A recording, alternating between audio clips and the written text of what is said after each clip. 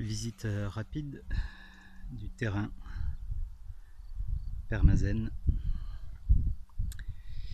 Donc ici là vous voyez un petit bout de haie communale séparative à l'époque avec une route donc qui passe devant la maison, voilà, qui se poursuit,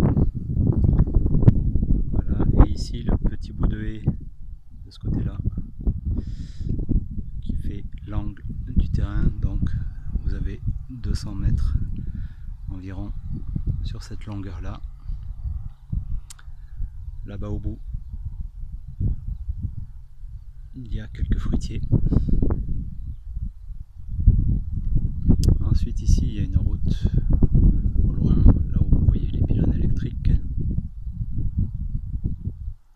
Voilà. Et là-bas c'est le coin opposé. Donc cette longueur là à peu près 120 mètres. Retour ici. Donc de la même façon, je ne sais pas si ça se verra, il y a une haie tout le long, qui a été juste plantée. Donc, là les petits manchons noirs de protection. Voilà. On revient ici. Donc une zone avec une mare. Et puis ici, donc le potager 3P, tel que décrit par Permaculture Design, dans l'idée, hein, pas dans la réalisation.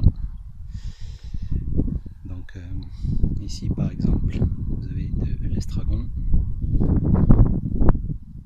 là, des plants, ici de pots pour servir de réserve d'eau, vous voyez avec le bouchon au fond.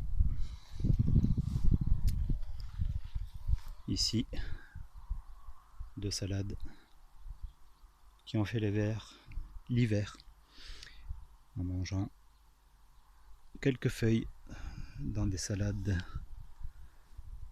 au fur et à mesure de l'hiver. Maintenant elles montent en graines et ça fera des semences. Ici de la même façon, là la bourrache, ici donc des variétés de choux qui ont poussé, je ne sais plus lesquels parce que j'ai semé plusieurs et tout n'est pas sorti. Il y a également des radis, donc voilà. Ici donc la roquette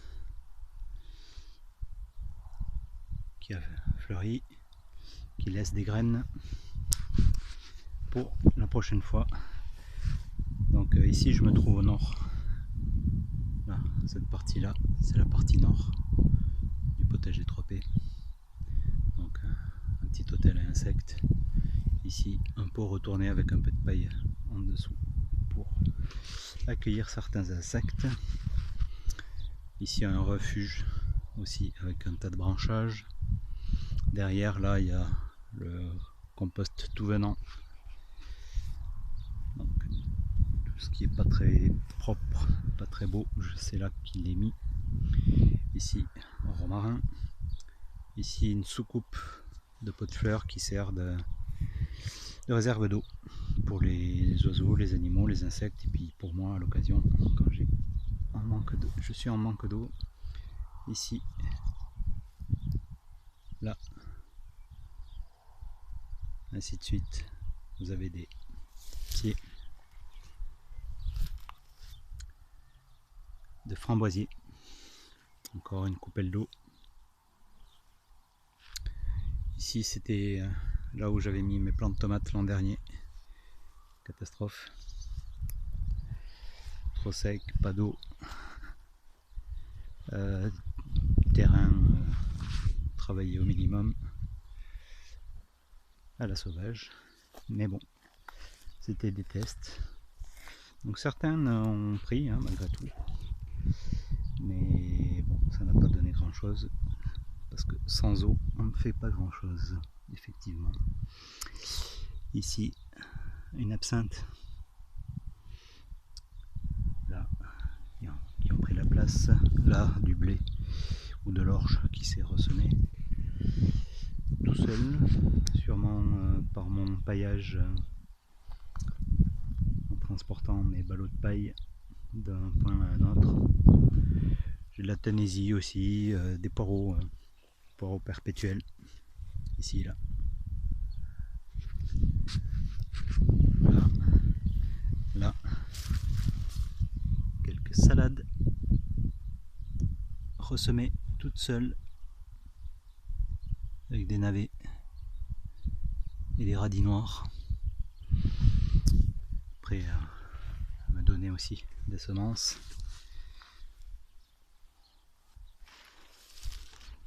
Voilà, ici un chou aussi qui n'a pas tellement souhaité se former, mais qui va me donner des graines, sachant que je sais pas, j'en ai peut-être semé 10-15 semences, 2 ou 3 sont sortis, donc je pense que les graines sont effectivement un problème.